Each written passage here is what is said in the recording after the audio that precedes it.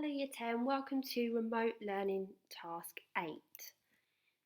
So over the last few lessons we have been tracking Hitler's rise to power, and we've been considering how Hitler and the Nazis became popular and then how eventually that led to Hitler becoming Chancellor. But what I'd like to do now is just recap and consolidate all of that together so we know how this story pieces together to contribute to Hitler's rise to power.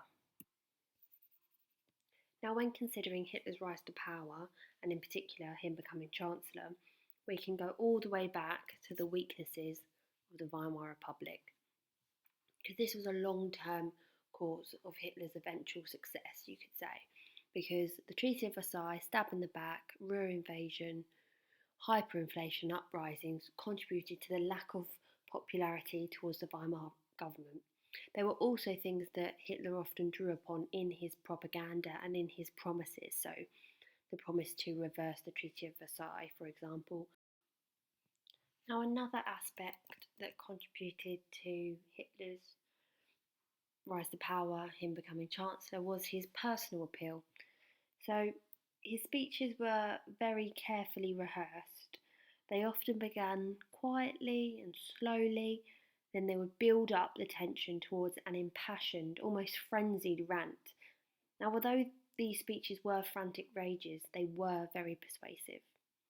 His gestures were also a key part of his appeal. At first, he would lean forward and fix his eyes on his audience, drawing them in. Towards the end of his speeches, his hands would wave vigorously in the air. You can sort of see that in this picture. You might also remember that the speech that he made at his trial after the Munich Putsch was a contributing factor to the judge being quite fond of him and therefore reducing his sentence. So these speeches were very persuasive. Another aspect is the reorganisation of the party. Now, the 25-point programme that you've looked at contain policies which may be described as either nationalist or socialist or both. Now, that ensured that the party was quite popular with a broad spectrum of people. They also renamed the party because the 25 points were based on nationalism and socialism. Hitler suggested that the party should be called the National Socialist German Workers' Party, so the NSDAP, or Nazi Party for short. The three parts of the name, National, Socialist and Workers, all help to clarify the party's policies. It also helps them gain support because it appealed to many different people. Now, you will remember from the last few remote learning tasks that the SA were important, the stormtroopers. This was a way for Hitler to keep control of his party, but also to strengthen the support of the Nazi Party, because they would parade in the streets, often as a show of force. They would be used to control crowds and then subdue any opposition. They were also sent in to disrupt opposition meetings. Therefore, the SA was important for strengthening the Nazi Party and thus Hitler becoming Chancellor. Another part of party reorganisation was the logo. Now, the NSDAP, the Nazi Party, adopted the characteristic logo, the swastika, and its straight arm salute. This helped the party become easy to distinguish from all other small nationalist parties in German politics, and therefore helped towards membership and support and popularity. The economic crisis, so the Wall Street crash and the subsequent Great Depression, was something that Hitler manipulated and used for his own popularity. So not only did this mean that a lot of people were unhappy with the Weimar Republic in terms of how they handled the crisis, but Hitler used this to appeal to a wide range of people. You'll remember that from Remote Learning Task 6, when we looked at the range of people that Hitler appealed to and the promises that he made as a result of this crisis. And that promise can be seen here in propaganda.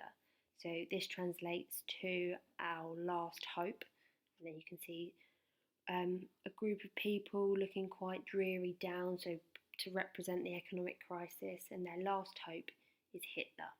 So Hitler used propaganda to make promises in relation to the economic crisis, but then also fear he manipulated the fear of the communists, so appealing to big businessmen, for example, that were worried that they would lose out to the communists. Often the propaganda would show the Nazis or Hitler destroying the Treaty of Versailles, the treaty that had caused so much bitterness and resentment amongst the German population. Hitler was promising to destroy this and make Germany great again. Now, lastly, all of this helped contribute to the Nazis gaining more seats in the Reichstag, so the parliament. And because of that, it forced Hindenburg and von Papen to eventually make that political deal, allowing Hitler to become Chancellor legally of Germany. So all of these factors contributed to Hitler's rise to power in terms of him becoming Chancellor. You may want to make a little acronym or a revision card on these factors. I know Mrs. Menhinnick has a particular acronym for Hitler becoming Chancellor, but it might be quite nice before we tell you that for you to see what you can come up with on your own. Now you can pause the video and take some notes on that before we move on to what this lesson will be covering. Last lesson you saw that Hitler became Chancellor from January 1933, but his power is limited because he is still working within a democratic system. The Weimar Constitution, so the laws, control what the Chancellor could do. Hindenburg, the president, retains all these powers of the president. Hitler has a cabinet of 12 members, but only 2 are Nazi Party members. And the Nazi Party members number only about a third of the Reichstag, so he doesn't have a total majority here.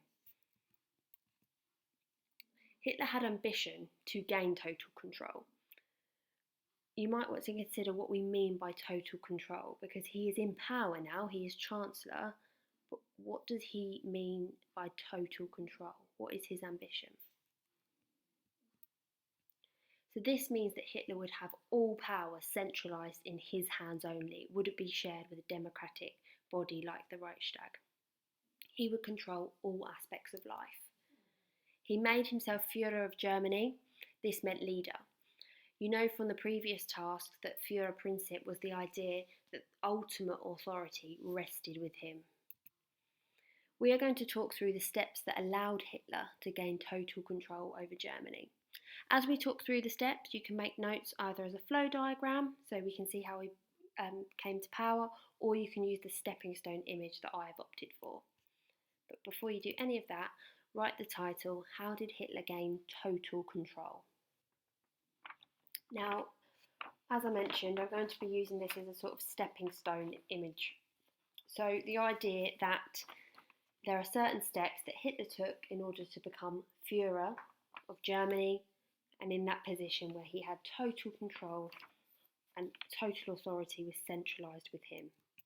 So we know that the first step here is him becoming Chancellor, which we looked at last lesson.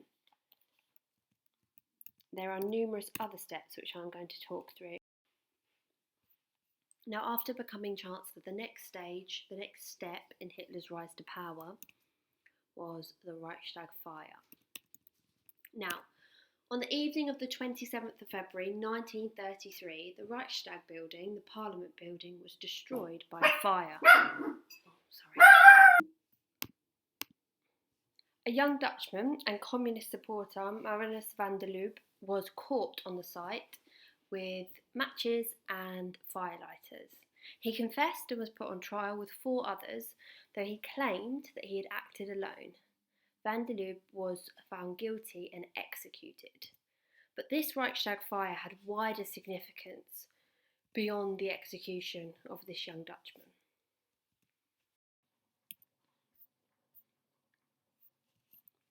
Van der Lubbe's execution was not enough for Hitler.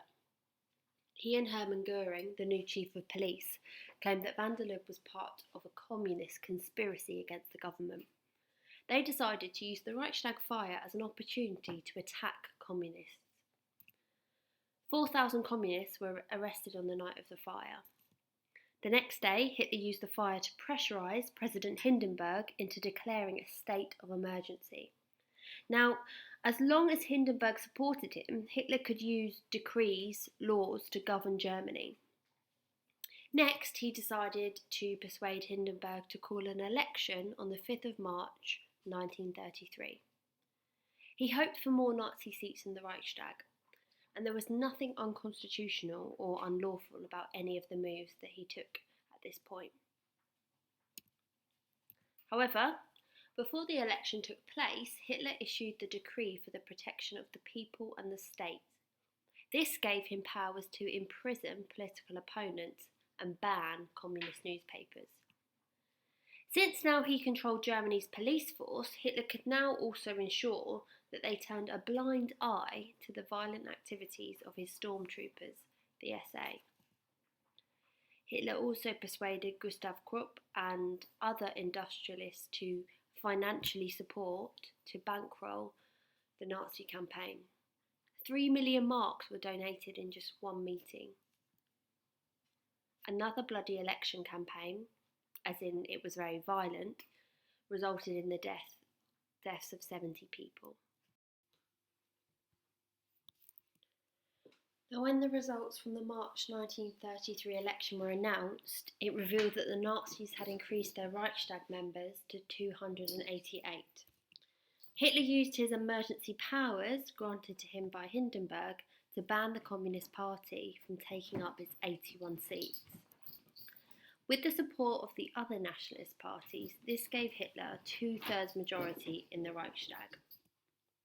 Now, this is a crucial point because Hitler now has enough votes to change the constitution, the rules of the Weimar Republic, legally, because it is hoped that he would get support for passing laws in the Reichstag because he has the majority of members.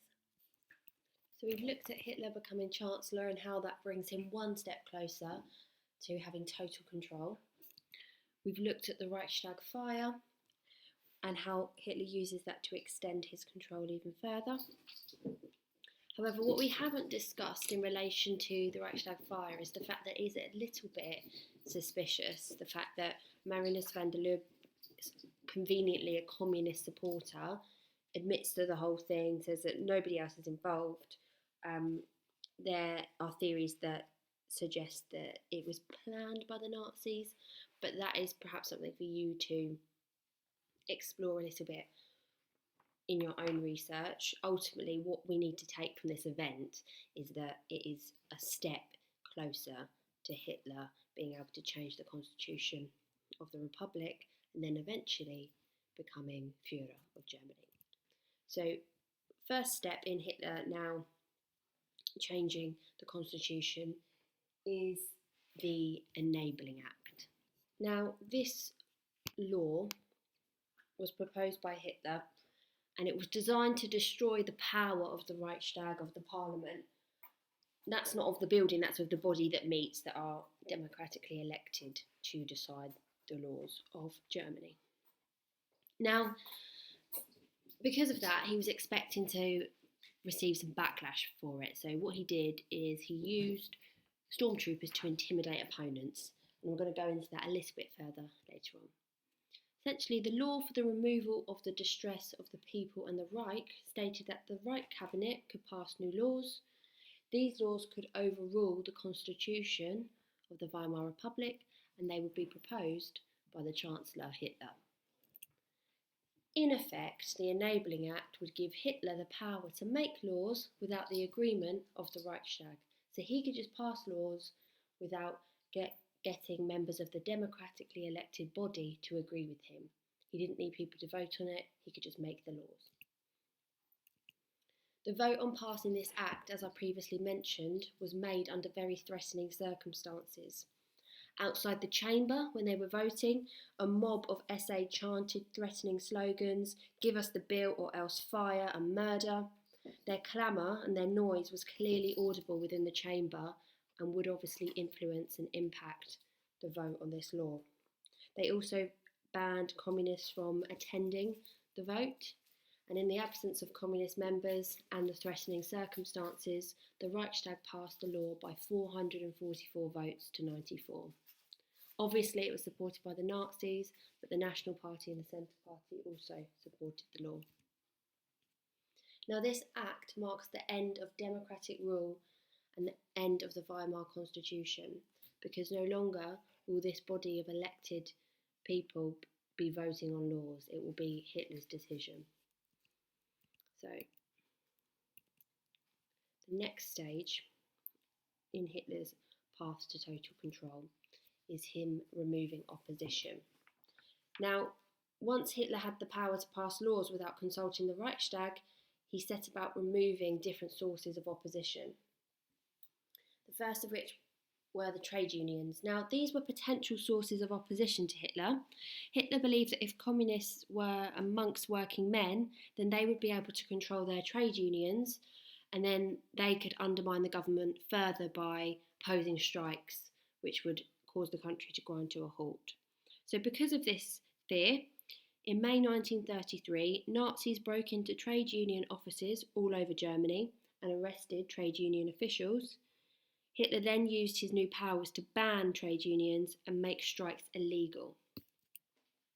Next on Hitler's agenda were the political parties. Hitler began to remove all forms of political opposition. In May 1933, he attacked his two main rivals. Stormtroopers entered the offices of the Social Democratic Party and the Communist Party, and they destroyed their newspapers and confiscated their funds. 2 months later, in July 1933, Hitler followed this up by passing a law to make all political parties in Germany illegal, except for the Nazi Party, the NSDAP. Now, we're at a situation now where it is a one-party state, so no other party can be elected to rival this power. So this is quite an important step in the path to total control. Lastly, Hitler focused on local government. This was his attempt to strengthen the central government in Berlin, which he controlled, and to weaken the local government in Germany. Under the Weimar Constitution, each region, land of Germany, had its own parliament, which ran the local government in that area. A bit like a sort of local council, but perhaps with a little bit more power. By 1934, Hitler had control of the Reichstag, but he could not control the 18 Länder parliaments. So in January 1934, he abolished the Länder parliaments and declared that instead there would be governors that were appointed by him, and they would run every region of Germany. So Hitler as Chancellor, then the Reichstag fire, subsequent Enabling Act, and then the Enabling Act, which enables him to remove opposition. Now, next stage is the Night of the Long Knives. I would like you to watch this 9-minute YouTube clip and make sure you understand what happens in the Night of the Long Knives and why does Hitler unleash this violence. It's quite a dramatic clip, but hopefully you will gain an understanding of what happens and why this happens. So I will make sure I include the link to this at the bottom of the information for this video so you can easily find it. So after that video clip, you will have learnt that Hitler is motivated to carry out the Night of the Long Knives to remove the threat of Röhm and the SA, and they arrange for them to meet at a hotel where they are arrested, imprisoned and shot. The video touched on this, but Röhm was taken to Stadelheim prison, where on the 1st of July an SS brigade leader arrived. He left a pistol loaded with 1 bullet in Röhm's cell, inviting suicide. After 15 minutes, hearing no sound, he entered the cell with his deputy and they both shot him. In addition to Röhm, at Stadelheim prison, 6 other SA leaders were shot on Hitler's orders.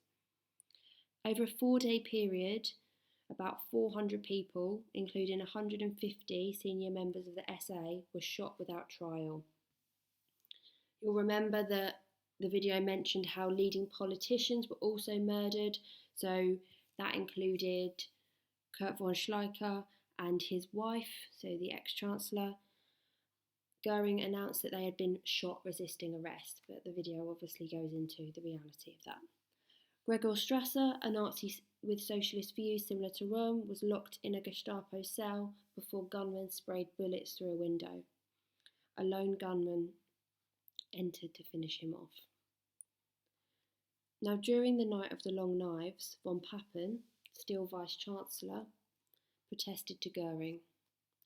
Von Papen was told that the SS had things under control and he should return home for his own safety.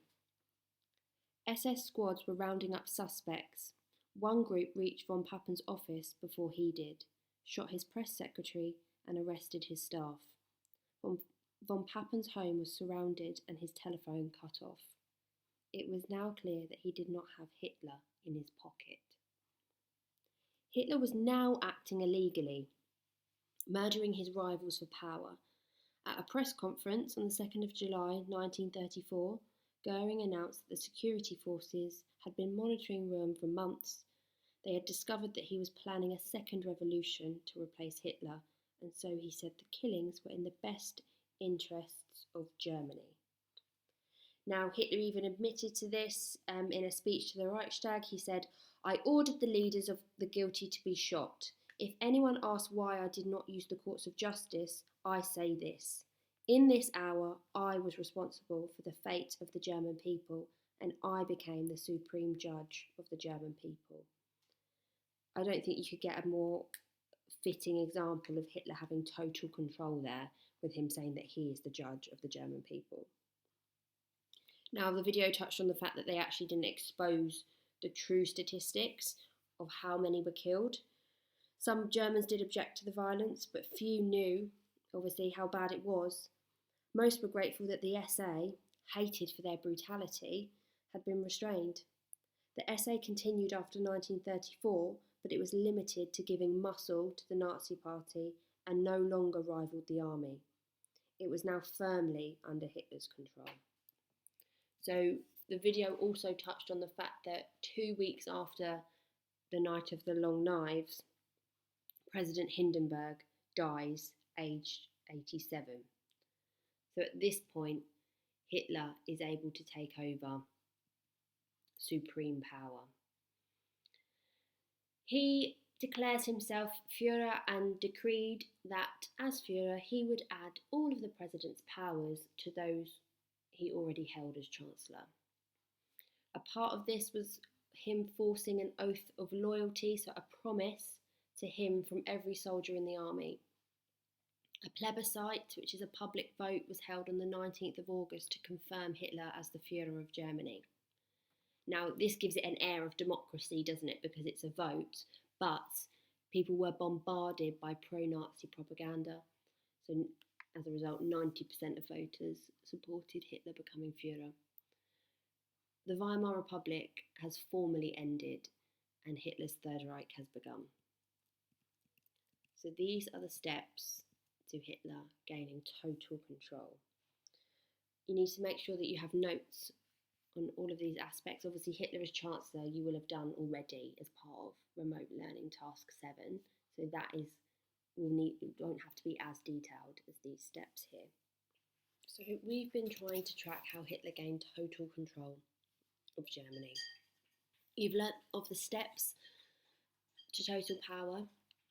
What it might be quite a good idea to do is to extend your thinking a bit further and assess which of these were illegal means to power or legal means. Use what you've covered today to write a summary paragraph in response to the lesson question and submit that along with your stepping stone notes on Microsoft Teams under Remote Learning Task 8. Good luck!